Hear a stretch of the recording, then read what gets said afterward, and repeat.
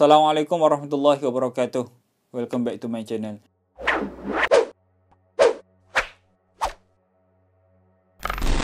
Jadi hari ini saya nak kongsikan video kali ini kesinambungan bagi video yang sebelum ni. Siapa yang tengok video saya yang sebelum ni dia tahulah video kesinambungan daripada titian sirat. Rugilah bagi mereka yang kali pertama menginjakkan kaki ke atas titian sirat maka dihumbangkan ke dalam neraka.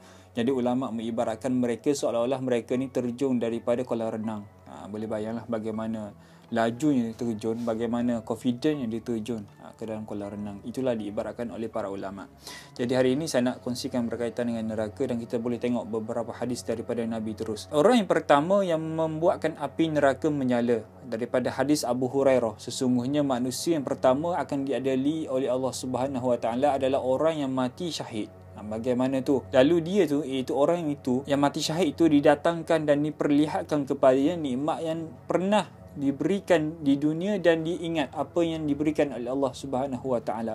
Maka bertanya Allah Subhanahu Wa Taala kepada mereka, kepada orang itu, apakah yang kau lakukan dengan nikmat-nikmat yang kami berikan kepada kamu? Maka dia yang mati syahid ini menjawab kepada Allah, aku dulu berperang semata-mata kerana-Mu ya Allah, bermatian-matian kerana-Mu ya Allah, sehingga kan aku dapat mati syahid. Makna kata dia ni sanggup mati kerana Allah, dia sanggup memperjuangkan agama Allah, dia sanggup nak berjuang semata-mata nak naikkan agama Allah, orang ini. Maka kata Allah Subhanahu Wa Taala, kamu berbohong, kamu menipu, kerana engkau dulu bersemangat berperang supaya engkau tu dijulang sebagai hero, engkau dijulang sebagai pahlawan, kata Allah Subhanahu Wa Taala. Kemudian Allah mengarahkan malaikat menyeretnya dan menghubangkan ke dalam api neraka. Kita boleh tengok bagaimana amalan yang dibuat tu adalah bagus, cuma dia tidak ikhlas, tidak jujur dalam amalan dia. Ada udang di sebalik batu, iaitu nak bagi orang melihat ni sebagai seorang hero, nak bagi orang tengok dia sebagai pahlawan. Dan dalam hadis yang lain juga, dalam neraka nanti akan ada yang bernama Jubbul Hasan ataupun Jubbil Hasan. Maka bila Nabi menceritakan kepada para sahabat berkaitan dengan Jubbul Hasan ataupun ada setengah mengatakan Jubbil Hasan, maka Nabi kata, berlindunglah kalian daripadanya. Maka para sahabat bertanya kepada Nabi, apakah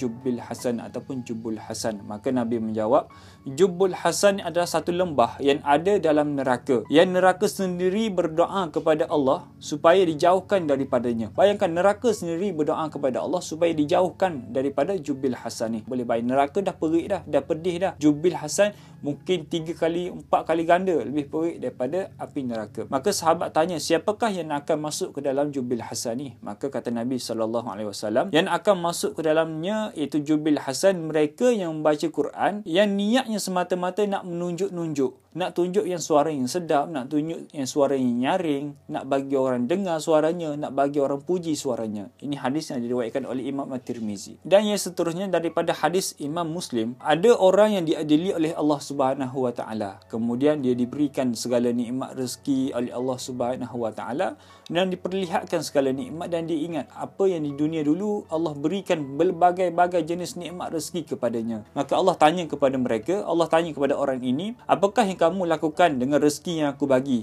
Dengan kekayaan kamu, apakah yang kamu lakukan dengan duit yang kamu ada? Maka jawab orang ini, kita boleh tengok jawapan dia, saya tidak pernah tinggalkan sedekah. Saya selalu infak ke jalanmu dengan redamu. Semua apa yang saya buat adalah demi kebaikan agamamu, orang Islam, untuk kebajikan dan sebagainya. Maknanya rezeki yang dia ada tu dia beri kepada orang. Sedekah, berinfak, buat sumbangan itu, sumbangan ini, buat kebajikan itu, kebajikan ini. Maka kata Allah Subhanahu Wa Taala, kamu ni dusta, kamu ni penipu, engkau ni penipu, engkau ni berbohong, kata Allah Subhanahu Wa Taala. Kata Allah, kamu dulu sedekah, niat kamu adalah untuk diangkat sebagai seorang dermawan, untuk orang tengok, untuk orang puji. Kamu beri sumbangan kepada orang ini, kamu nak orang perhatian kepada kamu, nak masuk khabar dan sebagainya, nak bagi orang tengok sebagai kamu ni seorang yang dermawan, seorang yang baik hati dan sebagainya. Kata Allah Subhanahu Wa Taala, untuk dijulang-julang oleh manusia. Dan kata Allah, kamu dapat apa yang kamu nak. Itu dijulang-julang, nama kamu dikenali, nama kamu diingati, kan? Orang ingat kamu derbawan. Maka Allah mengarahkan malaikat mengheret dan melemparkan dia ke dalam api neraka. Kita boleh tengok bagaimana sumbangan yang dia buat tu bagus,